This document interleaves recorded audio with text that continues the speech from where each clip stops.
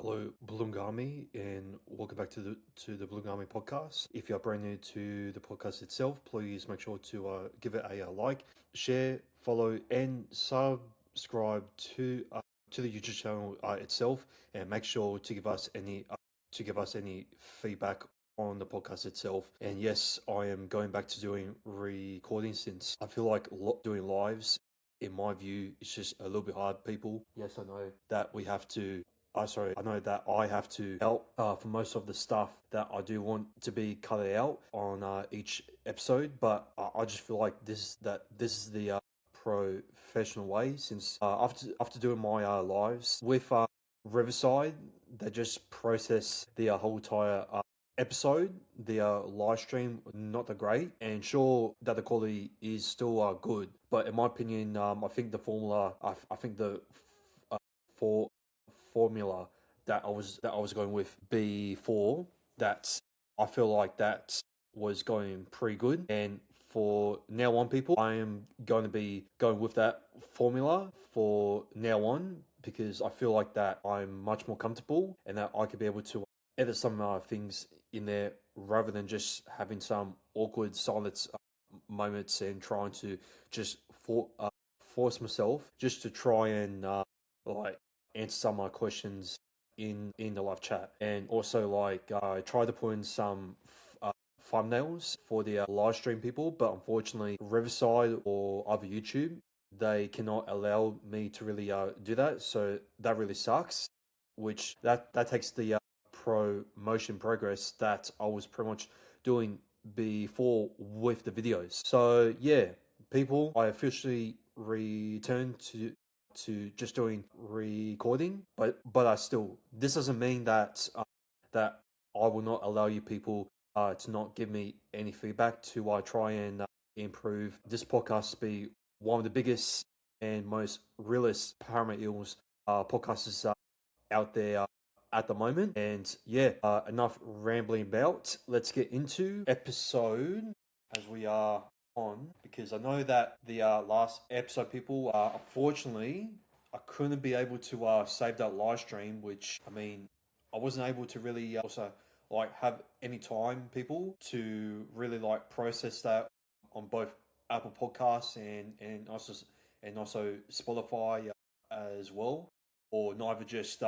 promote it properly on both of our socials, where it was just pretty much last minute thing where I have to remind people saying that we are live tonight, tune in and ask some questions. So I feel like that wasn't that great. But if I'm not going to get any questions from the episodes, people, I might actually do another thing where I might actually do like a mini Q&A thing, maybe on a game day, rather than just doing like TikToks and that, just to really like promote our questions out there rather than just rely on our other socials, just to really boost the YouTube channel at the moment, since we are on 35 subscribers at the moment, people. So I really need your help and support to really like tell me on how can I promote this podcast to really just explode, like maybe next year or maybe like towards the end of this year. So yeah, but yes, I have been rambling on for quite a bit now, people. So let's get into episode. I'm not sure what episode we are up to, people. We're up to episode 49 now, since 48, as I can see it on my YouTube channel, has not been uploaded in the live section. But 45 and episode 46. Oh, sorry, no, we're up to 48, sorry, but I'll edit that all out since, yeah. Anyways, people, we will get straight into the NRL team list.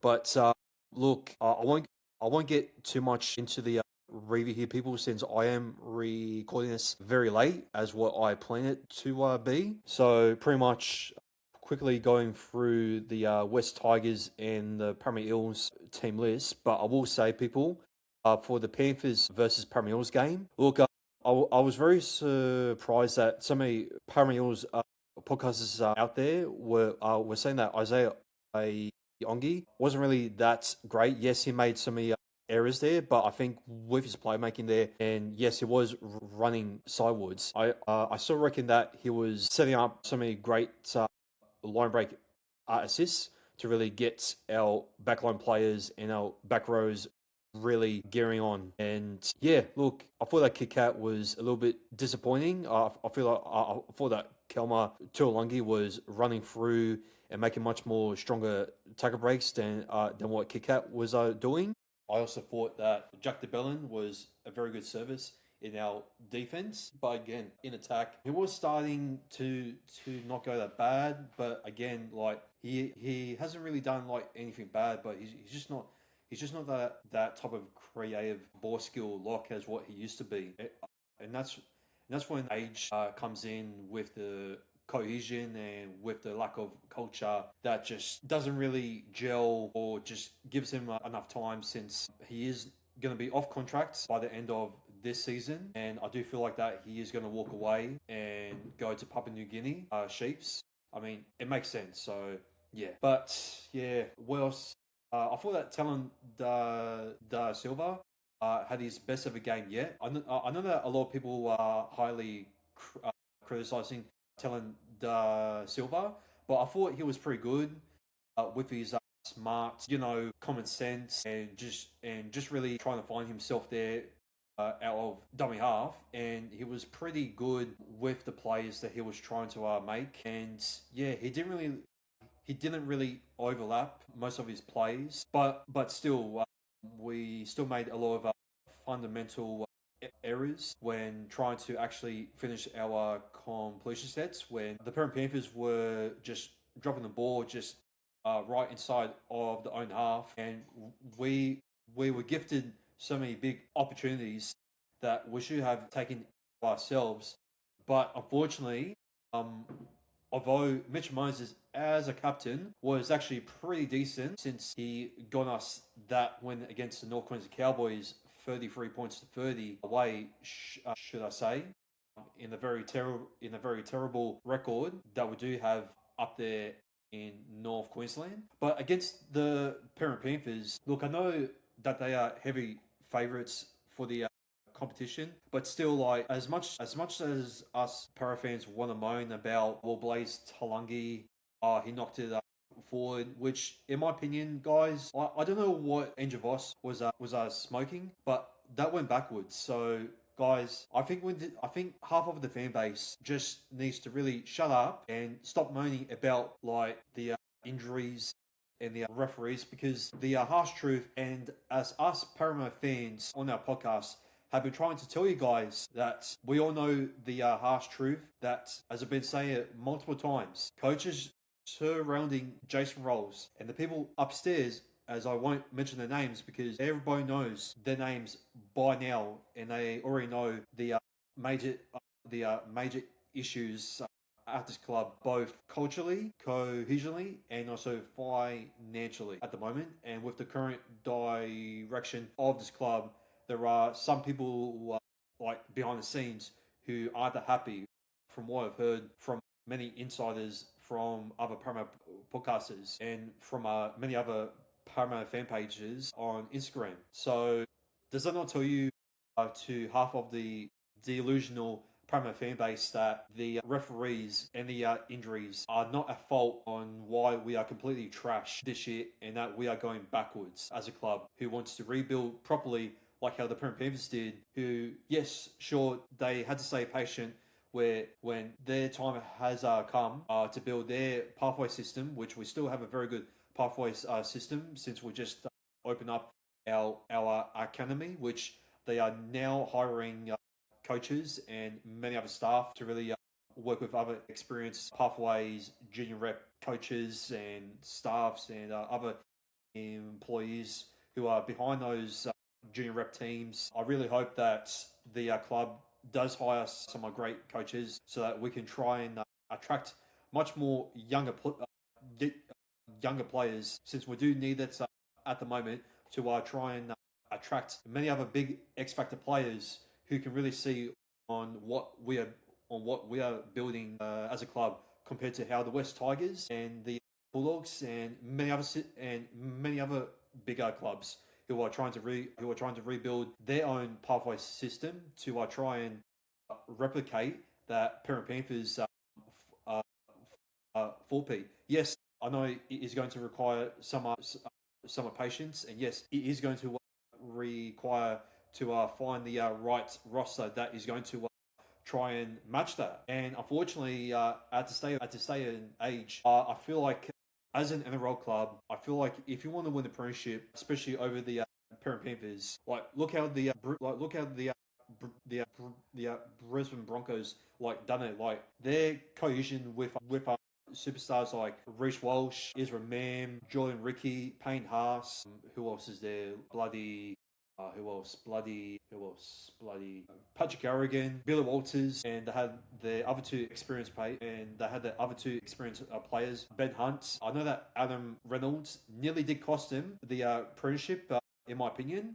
And sure, they may have got they may have gotten lucky with Madge making the right call to bring off Adam Reynolds, since he should have retired a year earlier.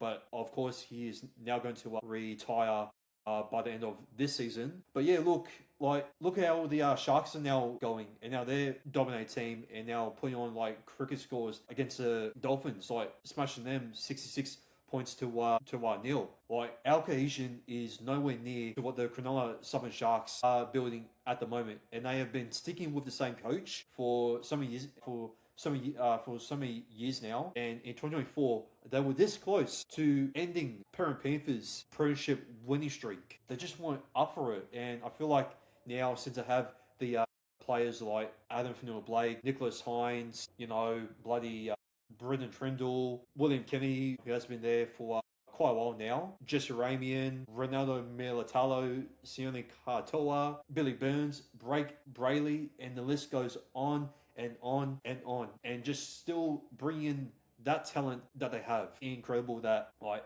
there are so many people out there, and to be honest, like also me, like we're just criticizing them, saying that they just play boring rugby league football because they've been staying with the same formula because they trust that their time is going to come. I mean, the Parent Panthers, they were building something, and they were sticking to the original plan, to what Feel Good Gus said. Yes, sure, at that times it looked like it was going to like flop with the whole Ivan Cleary situation thing that was going on, but still, like look on how he came back and he trusted his own son, and with all of the players that strong relationship that they all had during the Holden Cup. And this is what Parramatta needs to really do. They need to re-sign these high talented players like Sam Tuivasa, because we really need to hold these players for a very long period for now. And yes, I know it is going to be frustrated at times, saying that it's been more than 40 plus years. But to tell you the harsh truth, we need to be much more patient, and we need to plan a cohesion right now, and we need to get those right attractive X factor players. But in order to actually do that, unfortunately, we have no other choice but to just re-sign some of the players that we need to keep. And if we lose Sam Tuivasa, then like our next premiership is going to be like 1,000 years like away, compared to how other clubs are trying to at least stick to that cohesion and that trustworthy playing style that can actually gel very consistent well and play against dominant teams like the Sharks, the Parent Panthers, and your Brisbane Broncos and your Sydney Roosters. So yeah, don't be surprised if both the Parent Panthers and the Cronulla Southern Sharks are going to be in the grand final, because they've been sticking to their playing style and they don't give up, and they keep on just pushing it throughout preseason, saying that look, the media can say on what they can say. They can say about like Hines, it's his last ever chance, because if the players leave, well, they're pretty much done. And look, I think the Broncos' time is now done. I feel like that they need to find a new like roster to really stick to that cohesion team. And who knows, maybe like Madge won't be there, since now the Brisbane Broncos are now going through a period where they have now been cursed by the 1 year match dilemma or a curse or whatever you want to call it. And yeah, that's gonna be the real issue now with the Broncos. Like, are they actually going to actually stick to that? But enough with the NRL and talking outside of Parramatta. Like, I'm pretty sure you'll get my message here, people. We need to re-sign these young, talented players. And I also feel like since now Junior Bolo is now going to leave, and I know it hasn't been confirmed yet. If he is going to leave, then well, like Jason Rolls, like just please for the love of God, just put in Tegan Brown to start him with Sam Tuivasa, and then just bring Jack Williams just in the back row there, and at least take Kelvin Tuilagi out, because we all know that he is not going to be here next season. So, like, make your mind up. I know that injuries and that is going to stress you out, Jason. But I am saying this as a realist fan and who has been supporting this club for many years, especially as a kid, saying that we need to make some big, bold moves. And yes, I know that Jason Rollins has said in the press conference saying that, look, this is the best that I can do. And I know that there are some like players, well, this player like Riley Smith may have a injury concern in that, which like a lot of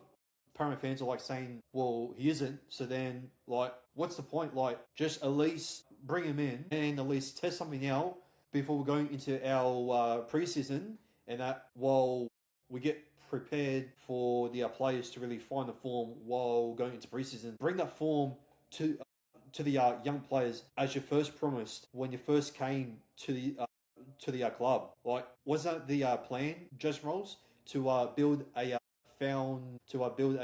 foundation that we can stick to, and that we can stick to that cohesion, and that you can find the right roster and just stick with it. Stop changing things and stop making these bloody late changes just to really just change the whole cohesion and the playing style.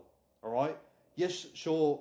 Our attacking style, like in the first half, was absolutely just beautiful. Yes, sure. But in the second half, like still like fixing up those fundamental errors isn't really going to get us anywhere, and it's just completely just pointless, since there are still players in our team that won't be there next year, and that whole playing style is just going to burst, and we're just wasting our time just not building that momentum to really just plan out on what cohesion of the team with the type of consistent play style that we're going to stick to, and just at least rotate that roster that we were planning for to have that exact same playing style that is going to win us football games, and yeah, and just improve on our defense there, and just keep on just sticking to it, and just don't have any like frustrations or no controversy like during in training, no confusion,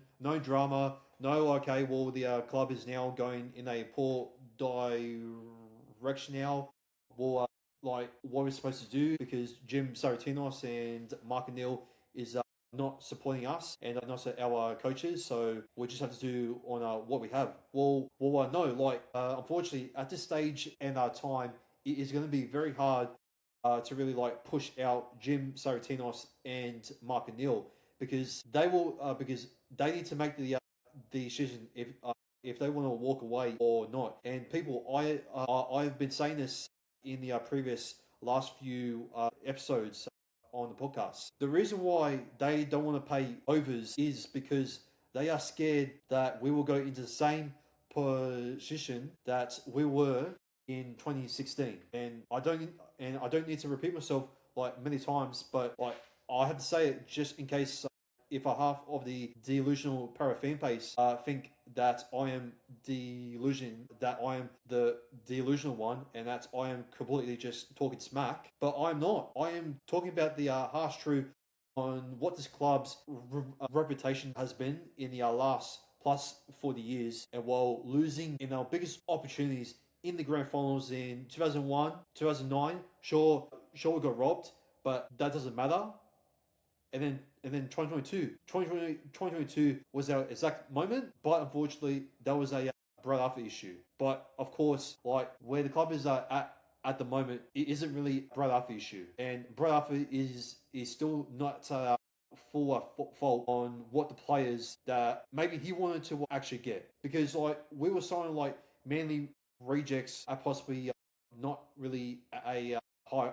Not really at a high price, and they had to at least put out a risky signing to at least get Zach Lomax, who was just an absolute diva, and of course he has left now. But yeah, like just because the club is like won that court case, like doesn't mean that we are supposed to be here right now. Like we are meant to be in a much more better position to where Zach Lomax is going to be going, since he has signed with the Chiefs, and yet we are just stuck over here just with so much chaotic drama, confusion, no cultural attraction, and our form is just looking like 2012 and 2013 just at the moment, with some good signs, but I still look like I get it, people. Like it's a rebuilding process, and yes, I do need to be much more patient as a fan myself, but that doesn't mean that I need to call out some of the wrong things that this club has not actually put things together to build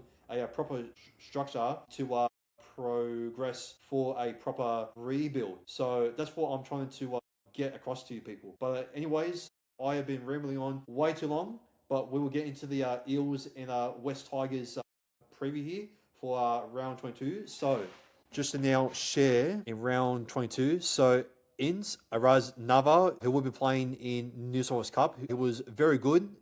He has made a lot of great try savers there in New South Wales Cup, and I thought that Jonah Pezzett was very good as well, along with Lorenzo Talatina. And look, man, like it's quite a shame that we couldn't really sign Jonah Pezzett on a long-term deal, because I will say this: like if we were to sign Jonah Pezzett on a long-term deal, I really think that Jonah Pezzett and Lorenzo Talatina could have been our future halves right here, but unfortunately the club absolutely just bottled it. And sure, like some people may say, "Oh well, it wasn't great." Well, the way that he has played at halfback, especially against the Manly Warrior Seagulls, and sure, it was alongside with Ronald Volkman, and I know that Volkman is going to be going next season. Like I feel like that if Lorenzo was actually ready, and with the experience with Jonah Pezzett bringing that type of skill level from the Melbourne Storm, can I really just help out with Lorenzo Talatina just for a long period of a time. And I feel like that this going to be a much more greater deal, rather than just being a 1 year deal and just to expect to play finals footy, where our team going into this season was nowhere near to be playing in finals footy, as I predicted us just to miss out on the top 8. And so many Parramatta fans were like saying, "Oh, we will finish in 5th and 6th spot." And guess who was right? Well, guess I'm not the most delusional Parramatta fan after all, people. I told you, but people would just say, "Oh, well, you always talk crap about your team. Why don't you just talk about another sport, or just go support another team?" Well, like people like there's been like so many like OG Parramatta fans, especially my dad, who might be watching this right now. Shout out to him. Like they've been suffocating there for so many years. Like you are even go and like tell Ray Price and Peter Sterling, like our club legends are just sick and tired of just talking about the 86 premiership. Yes, sure, they still celebrate it and they are still grateful for winning that premiership. And yes, we do still need to respect on what they've done over 40 plus years ago. But still, people like I have read like articles that Ray Price is just absolutely just sick of the club. Just not putting their putting their foot on the pedal and just keep on accelerating. Like it feels like that Parramatta is the brand new Dallas Cowboys, where the Dallas Cowboys, they always think that they're going to get some promising players throughout the throughout the NFL draft, but unfortunately they don't, and they struggle just to resign some players, and they always get expected every single year with Dak Prescott on this multi-millionaire year deal, long-term contract, saying that it's gonna be our year, but they then forget, because I am a Dallas Cowboys fan, and we tend to forget that we have one of the worst defenses in the league. And that's the same thing on what Parramatta are going through. They are struggling to re-sign players, and they have one of the worst defenses in the NRL this season in a very long time. And people they always get these promising players, but some of these young rookies like Arpitundle, yes, he's not going to get his opportunity here, and I do wish him the best at the Perth Bears. But if we let go of Sam Tuivasa, pack it up, people, pack it up, because we are not going to see another premiership in 1,000 years, whether you like it or not. So yeah. But anyways, people, let's get into the actual game itself, rather than just ranting on and just being negative and that. Isaiah Iongi will be playing at fullback. On the wings there will be Brian Kelly with Josh Adokar. In centres, Will Penasini with Jordan Samrani. In the halves, Ronald Volkman with Mitchell Moses as of captain.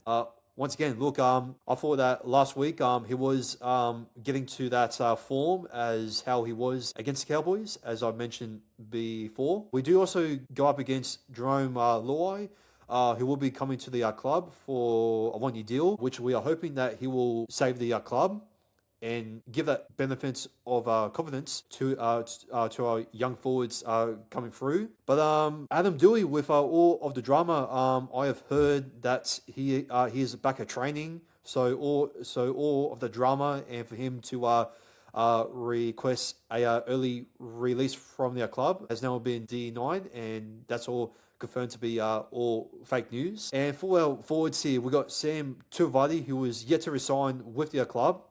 Talon Da Silva is still at a dummy half, which a lot of Parramatta fans are still going to get paid off and just moan about Ryder Smith not being there.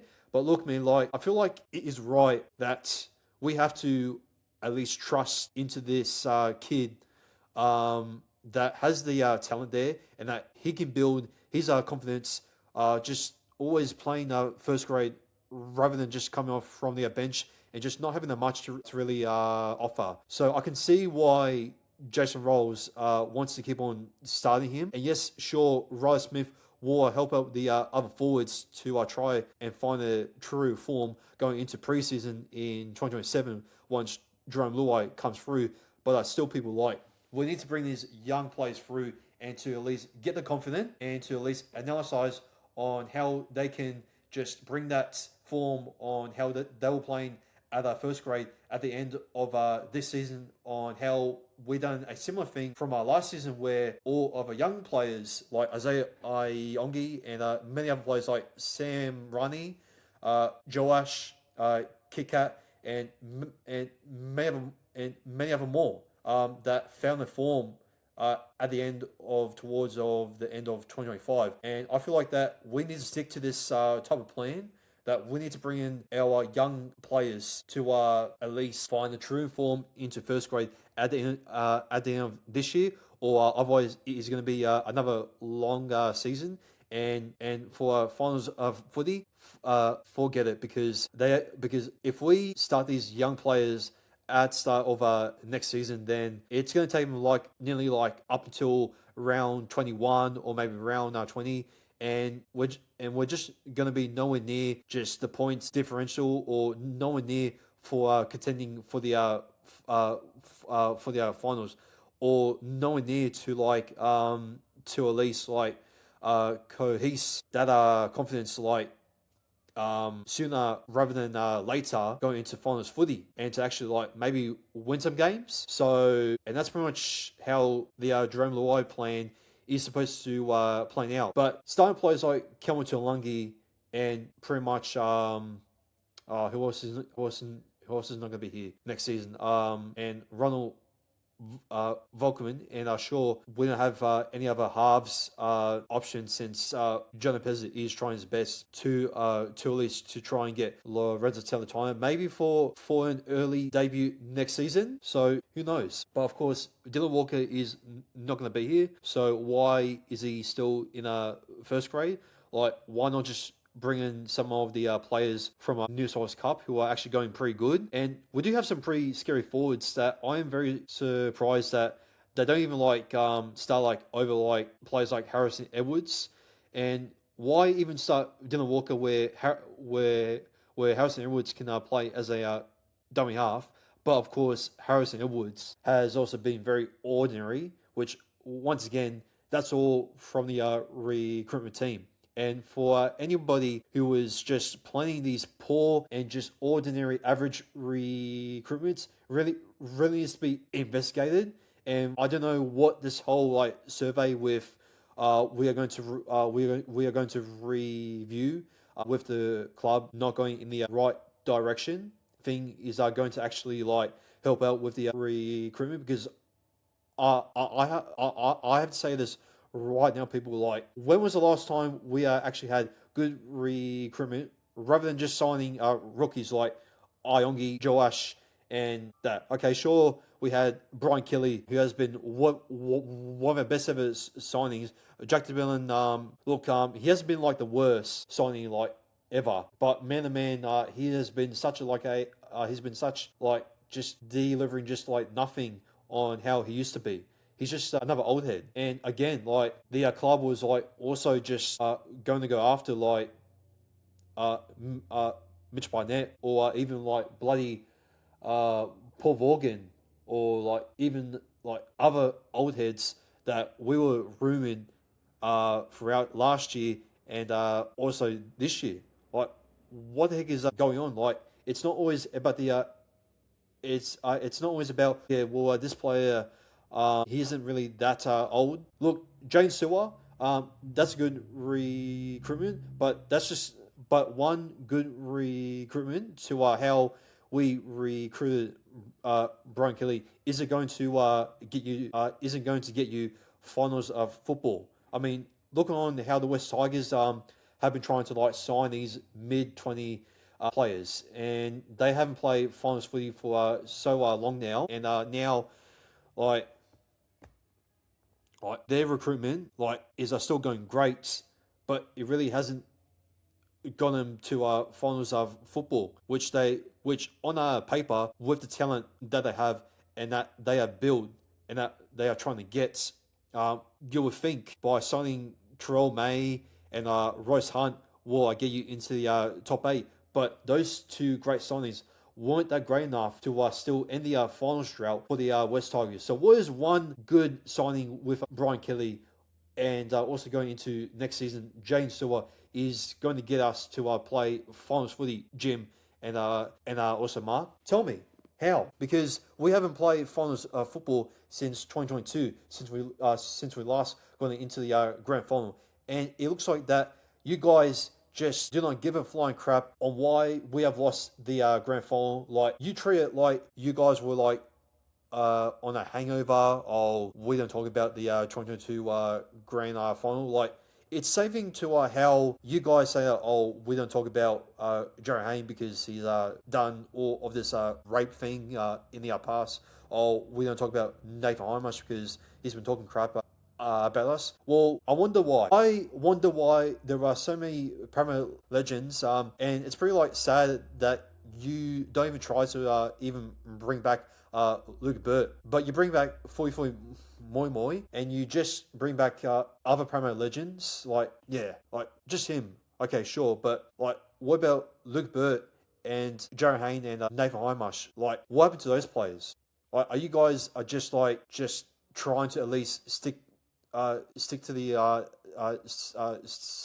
stick to the 80s and just at least keep that nostalgic thing with the whole James Hardy sponsor on the jersey? Is that your plan, to at least keep the fans just happy because it has this 80s retro jerseys?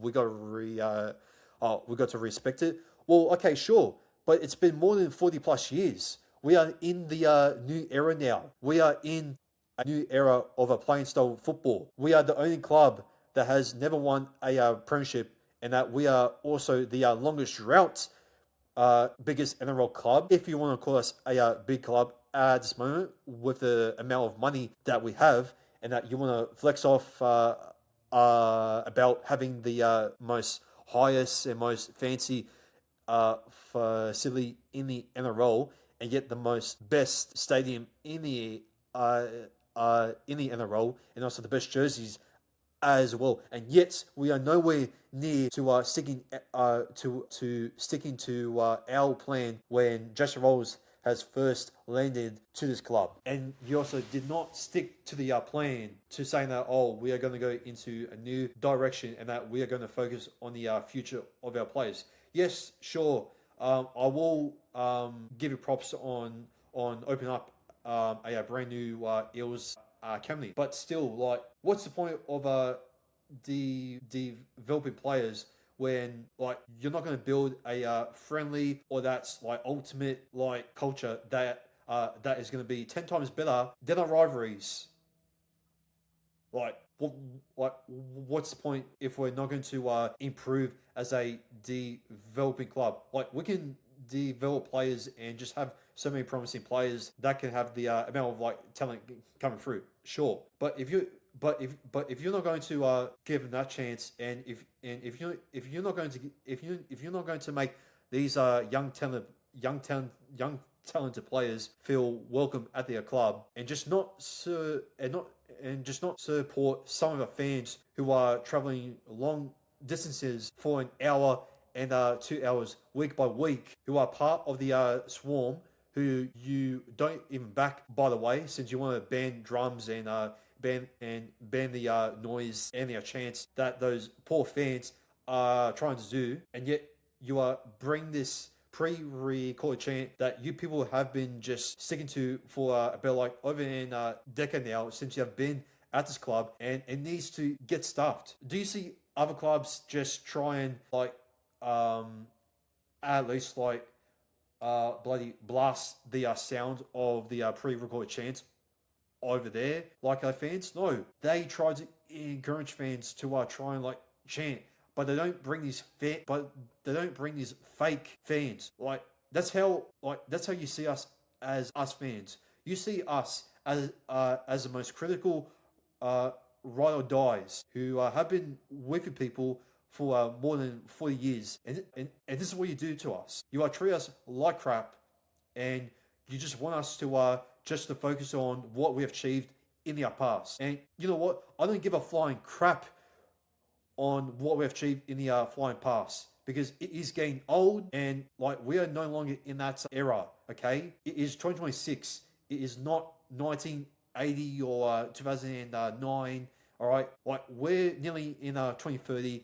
and yet we have still not won a premiership, and yet you want to talk about new direction when you can't even consistently just stick to it. But people, like, I really do apologize for going like very long on this rant. But my, like, there are so many like Paramount fans, and like half of this fan base who just want to like talk about the great moments and saying that, oh well, why are you always criticizing on what the club is trying to do right?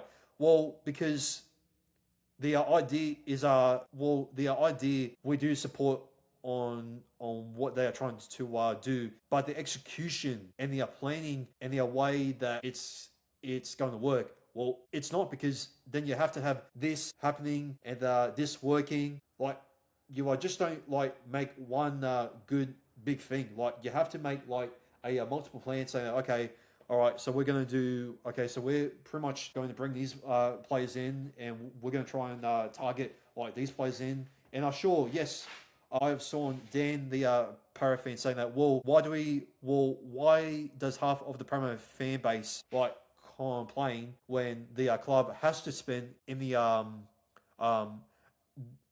when they have to spend their salary cap during this window? And I get it, but still, like, you need to have a plan that is going to support the quality of their signing, where we have to still sign up forward, since now Junior Bolo is now going to leave, which it hasn't been confirmed yet, but it's highly likely going to be, which that's going to be a big, massive blow, because now we don't have a big experienced Polynesian player, and all we have left is Sam Moa, who knows absolutely just stuff all about defense, and who just loves to just bring this Super League type of style defense where it really isn't. And how is that going to help the development of our Polynesian players that we are stacked of as in our New South Wales and our Jersey flag, and so many other Polynesian players that we are stacked with? Do you really think they are going to be happy with the development and the culture that we have at the club at the moment? Well, I know if we lose all of these big forward Polynesian players, and especially other forwards like Jake Capavilla, many other big players that I do believe will be coming through. But man and man, some of the forwards that we have in our New South Wales Cup team that I've seen look absolutely just as scary. And it's just such a shame that this club has to set up Jason roles for failure, and also for the players as well. And time is running out, people. I don't know why we just keep on sticking with the same side and just always picking Mitchell Moses as our captain, all right? Why can't Jason Rolls just pick Jack Williams as a captain, all right? I have been saying this for weeks and weeks now, but yet people don't want to listen to me. They want to keep on praising about Mitchell Moses being captain. Sure, he was very good last week, but still, Mitchell Moses as our captain will not get you nowhere near playing finals footy with the frustration and with the challenges of the injuries, and also with age that he is dealing with at the moment. I can't be any more simple than what I just explained to you people. So yeah, but enough with that. Look, looking at our forward pack here, and with all of the drama that Adam Dewey was just going through, I don't feel like that Jerome Luai is really going to excel the last time that we versed him. And of course, the referee this time, Liam Kenny, thankfully he is not Peter Guff. Liam Kenny, who will be refereeing this match, and hopefully we won't get robbed. But I will go quickly through this bill, since I have been ranting on for most of the episode now. I'm going to say that we are going to win this by 1-12, and that we will win this match by 22 points to 20. My first try scorer will be, I will say, look, I don't know why Will Penasini is still starting. I would rather started Araz Nava in the side, in my opinion. And I would say that my first try scorer, I'm going to say that Josh O'Carr will finally, and hopefully he will, because I did actually tip him for the first try scorer last week, and hopefully he will prove me right that he will score the first try of the match, and that I will go for my anytime try scorer. That Isaiah Iongi will throw a dummy pass on the right edge, and that's he will fend off during Buller, and that he will go over and just score a very fantastic try there. And halftime will be 14 to 12. And I will say that I'll actually say that it will be possibly 12 points or at halftime, and we will pretty much not convert our winning try, and that the West Tigers will possibly get a penalty goal to maybe get in front by 20 points to 18, but then will score. I think they'll be off not from Iongi, but I will say that possibly Jack Williams will get us the winning try, to how how him and Moses were going pretty good with the combinations from last week. So hopefully, him and Moses will still be going good. So hopefully they will continue that on. And yeah, Dylan Walker. Look, I feel like that he will be going good. Junior Bolo. I don't know what to expect from him since his manager did turn down the deal. I know that Bolo is very loyal to the club. I really do hope that he will be still playing at his peakest level and just bring the best into the team before he actually goes, and that he makes his announcement that he will be going to the Perth Bears, which I am hoping that it is not true, but unfortunately I feel like it is. But yeah, that's my tips there and my long rambling ranty preview there for the West Tigers and the Parramatta Eels. So hopefully we can win that, and that we can very much avoid the wooden spoon. And if we do win this, and also against the Cowboys, which that's the only games that I really do see us winning. What other games like is there like winnable? Because after we verse the West Tigers, which we do hope that we do beat the West Tigers, I'll go into the Eels team here. So we pretty much got South Sydney. We got the North Queensland Cowboys, and we got the Dolphins the week after, and then we got the Cronulla Southern Sharks, and then we got the St. George Illawarra Dragons. And pretty much the only winnable game that we do have this week and the week after against the against the Cowboys, since they do have a very poor record down at Parramatta. But do be aware, people, they have upset the Parramatta Panthers also at Combank. So I still wouldn't really underestimate the Cowboys, especially on how they defeated the Broncos in the Queensland Derby. The Dolphins, we will possibly lose 13 to 13 plus. Sharks, I know that we're home, but the way that that the Sharks are going at the moment, like as I've been telling you guys, like with their cohesion, like and with the roster and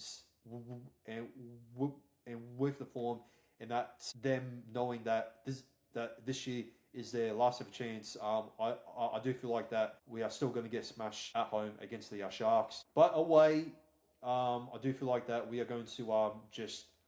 I feel like that we have already gifted the Dragons the wooden spoon, since I don't really see the Dragons like avoiding the wooden spoon anytime soon. The way that the Titans just smashed them, so that pretty much confirms that the Dragons are just go and get the wooden spoon if we just keep on winning these games. Well, if we do win this week and also against the Cowboys, but just in case if they do click and they do get ready for the newest signings coming in, especially after sacking their CEO, which I don't know why we're not doing it, since we have been rumored that Shane Richardson is trying to return to the NRL and try to join with an unachieving club. And to be honest, people, I feel like it's going to be the Dragons. As much as I want to say us, we are in a very crap fight at the moment to just at least bring these people from upstairs out, or since these people are just under the pump, they just need to admit to themselves, saying that, well, we pretty much stuffed up. What can we really do just to really not stuff it up this time? And that if we do stuff it up, we pretty much just quit. So that's what Jim and Mark really need to do. They need to own up, and they need to say that, look, we apologize for just going against your fans, and we will promise that we will have this, and that we will build a team for not only just sticking with the foundation, but winning you guys premierships and making Paramount great again, and just actually putting in like actual action after they say those words. and that's what Mark and Jim really need to do. But of course, as them being businessmen, that's not how they see themselves as a football director or as the chief. So yeah, but let's get into the NRLW people, because we have been going on for about like an hour and 3 minutes and so I do apologize if I have been sticking on into the NRL section for quite a long time now. So let's get into the NRLW people quite quickly. Now, the NRLW, I gotta say, people like, I'm pretty sure that you may have seen from my thoughts from last week.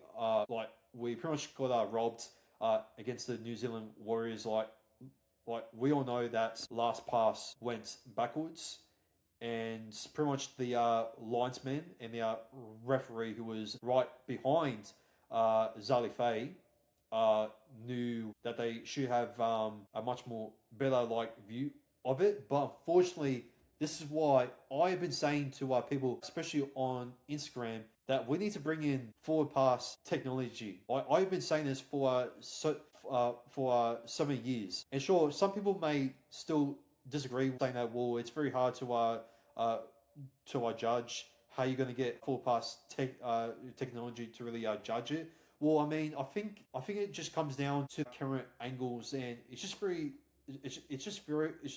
disappointing that there wasn't really that much camera angles to really just see that the pass went backwards. And to be honest, like even went flat. And even some of you people like on a TikTok were like saying that that last pass was much more flatter to what the Warriors scored with their tries that should have not been scored. And I totally agree with that. But again, like that just comes down to the role with poor, inconsistent like refereeing decisions.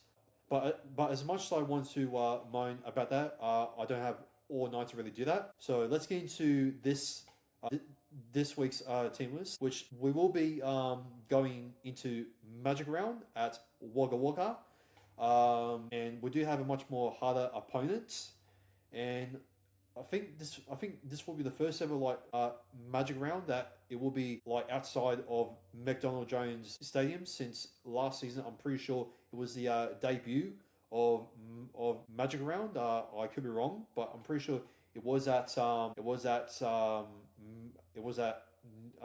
Newcastle. So hopefully this year, also versing Newcastle. Speaking of the devil, I hope that we can actually cause a big upset and get our first win since we haven't won so far. But like last week we should have gotten that win. But I also do want to say that some of the forwards and some of the players were just way too scared just to run the ball forward rather than just making like a billion of a passes, rather than just trying to make the big hit ups there and just to keep the momentum going, rather than just slowing things down and just getting our attack just looking flat again, just like on how it was in the last 2 previous weeks or 3 previous weeks.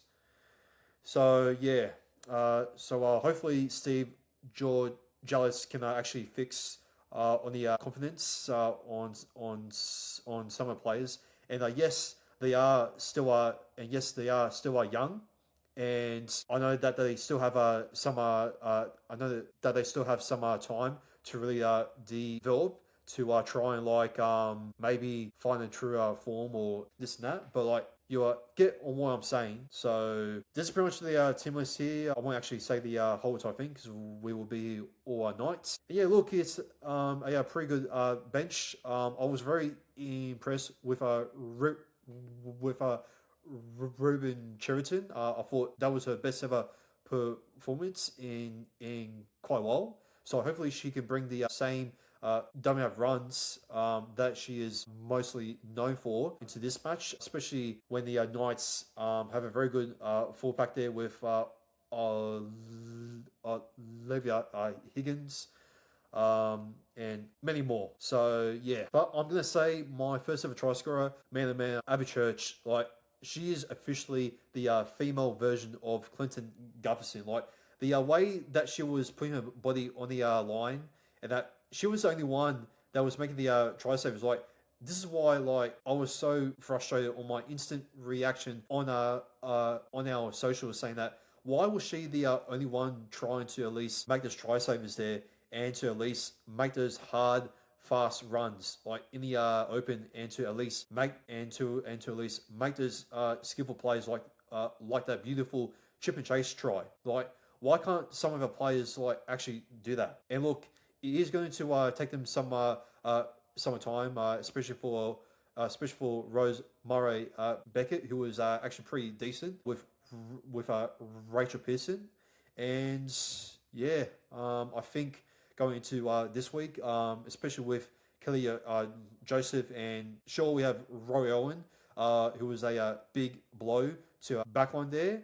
I'm hoping that Flo again, since her defense has been absolutely just Shan Bollock, I hope that her and Zali Faye can maybe learn a thing or two, and hopefully that they can improve on the form, and that they can at least stop like the Knights like firing back on players like losing Spain and many more. So yeah, but yeah, I'm gonna go for my first try scorer. My first try scorer there, Abby Church. My anytime try scorer is going to be I'm gonna say Kelly Joseph. Even though she is best known for her defense, I do feel like that she will crush over there with a bit of her experience there, and just to really just to steamroll herself over, and just to really get that try there that she really needs to. So hopefully her injury doesn't really pull herself away to really try and get the territory that we really need going into the second year of the NRLW Magic Round. And yeah, I will say the halftime score will be, I'm going to say 10 points to 6 at halftime. I'm going to say possibly it's going to be a pretty close one. I'm going to say 16 points to 12. This is going to be a very tight contest, and I think we will hold on with our defense, and that we will win this in a very tight one, a very scrambling one, and possibly in the last 10 minutes where we might drop the ball, but we are still forcing the errors coming off from the Newcastle Knights. So it will look pretty ugly and pretty intensive, and it will look pretty hard on us to really just get our first ever win of the season. But that's how I see this playing out against this quality Newcastle Knights side. So yeah. So my man of the match, sorry, I actually forgot to say it for the NRL one. I'm going to say man of the match for that one is going to be Jack Williams, since he always manages to get man of the match every single week. But for my man of the match is obviously going to be Abby Church once again.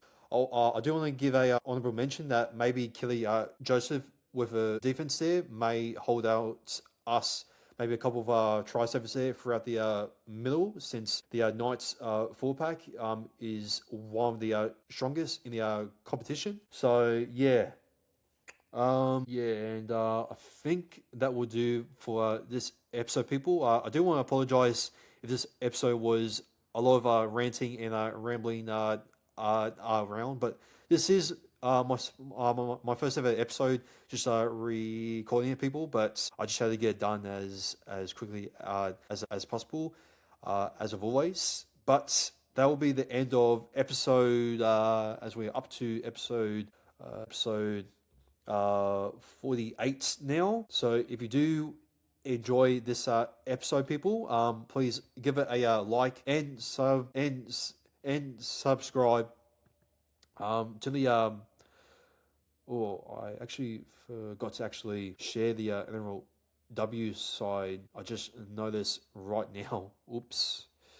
Sorry about the people, but I just had to get this done as possible. But yeah, as always, like and share and and subscribe to the Balloon Army podcast YouTube channel. And yeah, make sure to follow our socials on both Instagram, Twitter, and also on TikTok. And make sure to give us a listen on both Apple Podcasts and also on Spotify as well. And I will see you guys on maybe I could actually maybe see you guys maybe for a quick Q&A that I might be able to do maybe for next week that I might actually do on our socials. If that might actually turn out to be good or not, we shall see. But anyways, people, I will see you guys possibly for the actual review since I didn't really actually do one last week. But yeah, but anyways, people, as always, go Para.